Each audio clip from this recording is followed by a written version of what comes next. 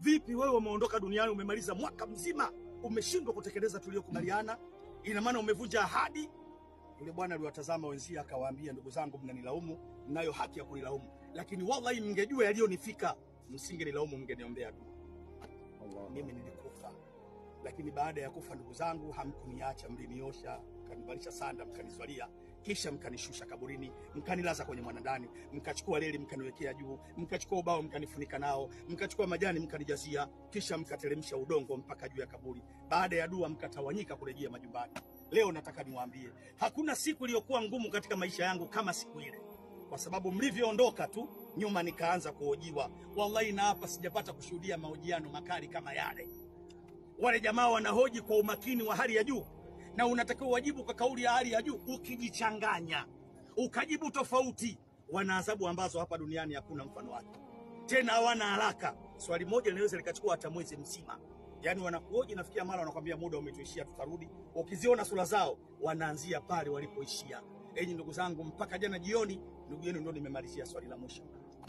Baada ya kumaliza wakaniambia, leo umekamilisha mahojiano, hatutakusumbua. Tunaandika kwenye daftari yako, wewe ni katika watu wema, tunakuachia huru. Baada ya kuachiliwa huru ndio nikaona nije kutekeleza yale tuliyokubaliana mbele ya Mtume Muhammad. Ningewezaje kuja kwenu hali nimedhibitiwa? Ningewezaje kuja kwenu hali niko chini ya ulinzi mkali? Baada ya majibu haya hakuna aliyoongeza swali, ilitosha kuonyesha akhera sio mchezo. Hawa ni maswahaba wa Mtume Muhammad, mwaka mzima wanaojiwa. Mimi na wewe tutaojiwa miaka mingi. Unafanya mchezo, unafanya maskhara. Najua kinachokudanganya. Vitu viwili hivi vinamdanganya sana mwanadamu: uhai na afya njema. Akiwa navyo yeye anadhani kwa akili zake kwamba atadumu milele. Na ukitaka kuyajua hayo, tuwakusanye watu sasa hivi tuwaambie, jamani, kuna kufa. Kama mtu mmoja hujasikia anakuambia acha kutisha watu, wewe unamtisha nani? Nikupe leo mfano wa uhai uondoke nao. Nyumbani si una umeme wewe? Ukirudi nyumbani leo, hebu chukua 10,000 kanunua umeme. Alafu ingiza kwenye luku. Anza kutumia. Kama kuna kila cha kutumia, tumia. Kaa ndani ya siku 3-4 angalie unit zimeongezeka. Kwa hiyo kadiri unavyotumia umeme na kule unafanyaje? Unapungua. Na kuna siku utazima, lakini kwa majirani unawaka. Watoto watakwambia baba, luku imeisha. Na wewe siku ulipokuja duniani Mwenyezi Mungu aliwatuma malaika wakakuingizia unit za uhai. Kuna kitu unasahau, kwamba kila unavolala na kuamka unit zinapotea. Nikuulize tu hapo ulipo umebakiwa na unit ngapi?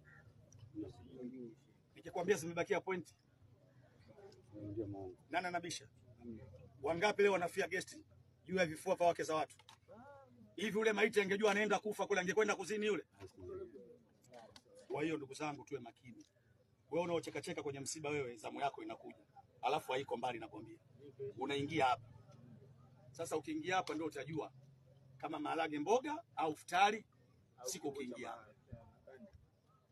tumtwalie Mtume. Nimalizie